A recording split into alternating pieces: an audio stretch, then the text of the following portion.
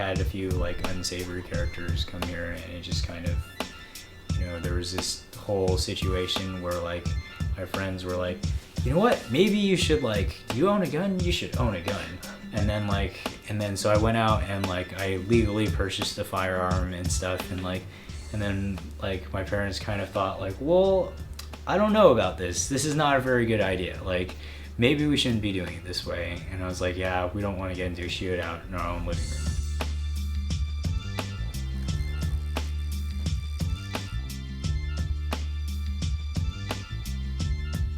My name's Oliver Wong, and I was born here in San Francisco. I am currently working as a, I guess, underground tattoo artist, meaning I don't work in a shop, which is in California not legal technically. It's called AB 300, and it says that if you're a body art practitioner, you cannot practice outside of a licensed body art facility. And the reason they do that is understandable. They have health and hygiene standards. They don't want people using dirty needles or reusing things. I wasn't always a tattoo artist. I originally got a bachelor's degree in political science from UC Irvine. After being in that career for a while, I became very disillusioned. That idea to get out of sales and finance brought me to the prospect of going to business school. Got accepted to the China Europe International Business School. I moved over to Shanghai also to get better in touch with my culture. My family's Chinese, but being born in the States here, I feel like there's a huge disconnect between the Chinese culture and American culture, and just trying to figure out like where my heart was. After I completed my MBA there, I was coming to the realization that I probably don't want to spend the rest of my life doing something corporate, and also doing something that revolves around, I guess, supporting the super capitalist system. In my spare time, I've always drawn ever since I was a child, just for fun, never professionally.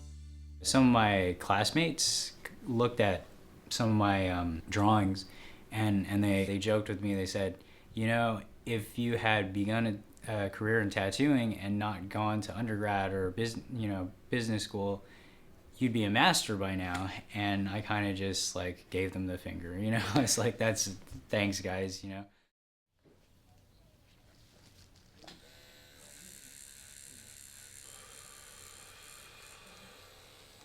Part of my enjoyment is the like cathartic aspect of the paint. Home settings are way more popular, way more comfortable for me than shops typically, especially now in a day where like used to be where the disposable equipment was a lot less accessible or reliable, I think. And then it was a little bit like I was actually less inclined to go to someone's house because of sanitation and safety standards than anything. Mm-hmm. Sometimes it feels like a wasp. Wasp? Like right now, apparently. Yeah, It feels, like right now. That just popped into his head sometimes. In the beginning, it used to like bother me when I hear people like hurting and stuff. I'd like kind of back off. But then like after a while, you figure out that if you stop tattooing every time someone sighs, it's actually bad for them because it makes the tattoo take longer.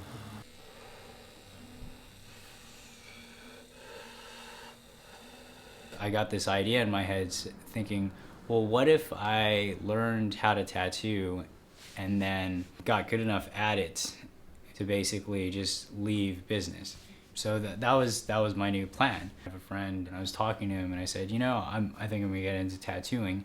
And he said, you know what? I have a friend actually who owns a tattoo shop. The first time I meet my teacher, like he's a stern looking kind of like stout Chinese guy with a shaved head, like tattoos on his forearms, really tough looking and stuff, and sitting there smoking a cigarette, kind of glaring at me. And I'm like, so, you want to teach me how to tattoo? Like, not knowing at the time he's like a really, really good tattoo artist. And he kind of just looks at me and he's, stonewalls me for a while. And he's like, I don't really take students.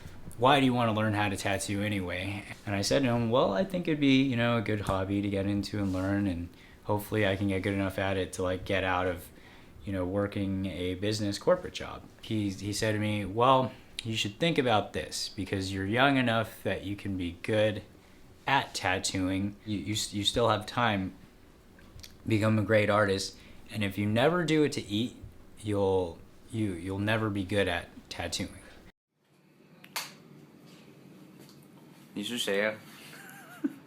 我叫邵刚，你做什么工作？我是一个纹身师，你做了几年？我做了15年。你跟 Oliver 有什么关系？他是我的 student，你觉得他，你对他有什么想法？现在希望他做得更好一些，没有别的想法。没有别的想法，真的吗？对啊，那能有什么想法？想打他一顿？不。那按照他的那个发展的角度，你觉得怎么样？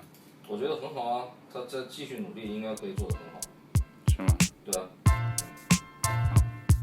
I'm a firm believer that if you put the work in it, you can be good at it, regardless of talent. I went back and talked to like my network of like business school classmates and friends in Shanghai, and I told them, so what do you guys think? And my friends were like, yeah, you should actually. Whatever you need, if you need food, money, a place to stay or anything during that time, like we'll help you out with it because we want to see you do something you like. And I was like, oh, okay, that's awesome. The extra push that I feel like I needed. So I go and I Skype my parents and I tell them, so I got something to tell you. I've sort of made a decision about like the path that I'm on in life and where I'd like to be. And I'm gonna pursue tattooing. So that art thing really didn't enter my mind, but I realized during high school he was really interested in art, and he also as a child he was drawing a lot. But I never thought that would translate into tattooing right away. So that was the big kind of the connection that didn't happen before. In life, as we know now, because I'm fairly old, you have to follow what you believe to be your passions, you know. And right now his passion is to be an artist and do something creative. So we just saw basically that. So we're not really super disappointed. It's more like we want to support him in his efforts and what he's doing now, but we know that it isn't an easy path to take. For a period of 4 months, I was in a Chinese tattoo shop every day before it opened, and then after it closed, learning the art of tattooing. I would watch every single tattoo, I would set up the workspace and clean up the workspace, everything but tattoo.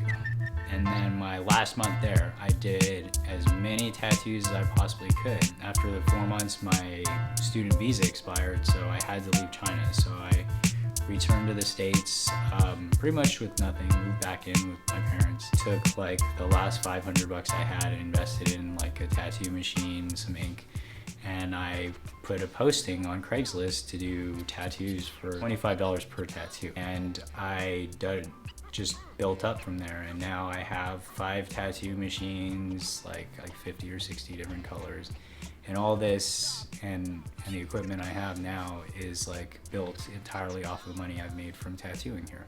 The shop situation is just, I feel like I don't get the clients that I want. I would never be able to find someone like to do this in the shop, like especially at like my current level. The only people who get to do like giant things like this are people who are like super established, and like, you know, I'll be there one day, but for now I think what I'm doing, it's not so much for money anymore as it is for just building up my portfolio and improving my artistry. I think that's what I'm striving for at this point in time, and everything else that I have my hand in just is gonna fall to the wayside if it gets in the way of that, basically.